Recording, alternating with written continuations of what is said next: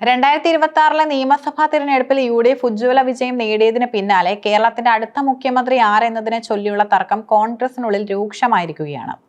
പ്രതിപക്ഷ നേതാവ് VD സതീശനും AICC ജനറൽ സെക്രട്ടറി KC വേണുഗോപാലും തമ്മിലുള്ള വടംവലി ഇപ്പോൾ സെക്രട്ടേറിയറ്റ് പടിക്കലിലെ ഫ്ലെക്സി യുദ്ധത്തിലേക്കും പോസ്റ്റർ കീറലുകളിലേക്കും എത്തി നിൽക്കുന്നു. ഈ ചേരിപോരാട്ടത്തിനിടയിൽ അന്തരിച്ച ജനകീയ നേതാവ് ഉമ്മൻചാണ്ടിയുടെ ചിത്രം പോലും അപമാനിക്കപ്പെട്ടത് വലിയ പ്രതിഷേധങ്ങൾക്കാണ് വഴിവെച്ചിരിക്കുന്നത്. സെക്രട്ടേറിയറ്റിന് മുന്നിൽ VD സതീശൻ അനുകൂലികൾ നടത്തിയ പ്രകടനത്തിനിടയിലാണ് KC വേണുഗോപാലിന്റെയും ഉമ്മൻചാണ്ടിയുടെയും ചിത്രങ്ങൾ അടങ്ങിയ ഫ്ലെക്സുകൾ നശിപ്പിക്കപ്പെട്ടത്. തങ്ങളുടെ പ്രിയ നേതാവിനോട് കാണിച്ച ഈ അനാദരവ് A ഗ്രൂപ്പ് പ്രവർത്തകർക്കിടയിൽ വലിയ അമർഷമുണ്ടാക്കി. എന്നാൽ സംഭവത്തിൽ അങ്ങേറ്റം സമീപനത്തോടും പക്വതയോടും കൂടിയാണ് ചാണ്ടിയുമ്മൻ പ്രതികരിച്ചത്. ഒരു കോൺഗ്രസ് പ്രവർത്തകനും ഉമ്മൻചാണ്ടിയുടെ ചിത്രം കീറാൻ തുനിയില്ലെന്ന് ചാണ്ടിയുമ്മൻ ഉറപ്പിച്ചു പറഞ്ഞു. ആവേശത്തിനിടയിൽ ആരെങ്കിലും മദ്യം ഉപയോഗിച്ചതിന്റെ ലഹരിയിൽ ചെയ്തതാകാം ഇതെന്നാണ് അദ്ദേഹത്തിന്റെ വിലയിരുത്തൽ. പ്രകടനങ്ങളിൽ കോൺഗ്രസ് പ്രവർത്തകരല്ലാത്തവരും കയറിക്കൂടുന്നുണ്ടെന്നും പാർട്ടിയെ തകർക്കാൻ എരുതിയിൽ എണ്ണയൊഴിക്കുന്ന മറ്റ് പാർട്ടിക്കാരും ഇതിന് പിന്നിൽ ഉണ്ടാകുമെന്നും അദ്ദേഹം മുന്നറിയിപ്പ് നൽകി. കോൺഗ്രസ് പ്രവർത്തകർ ജാഗ്രത പാലിക്കണമെന്നും ഒരു നേതാവിന്റെയും ചിത്രം കീറുന്നതിനോട് തനിക്ക് യോജിപ്പില്ലെന്നും അദ്ദേഹം വ്യക്തമാക്കി.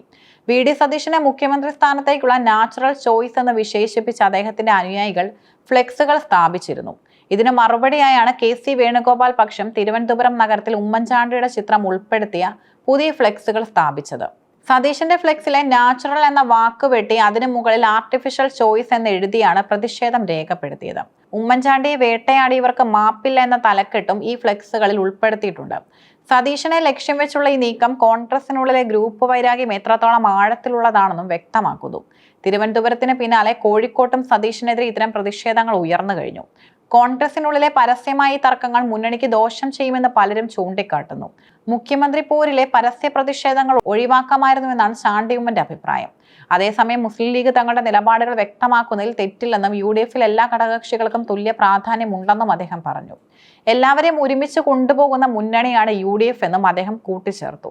VD സതീശന് താഴെത്തട്ടിലുള്ള പ്രവർത്തകരുടെ പിന്തുണയുണ്ടെന്നത് അദ്ദേഹത്തിന്റെ അനുകൂലികൾ അവകാശപ്പെടുമ്പോൾ ഭൂരിഭാഗം MLA-മാരുടെയും പിന്തുണ തനിക്കുണ്ടെന്നാണ് KC വേണുഗോപാൽ പക്ഷം പറയുന്നത്.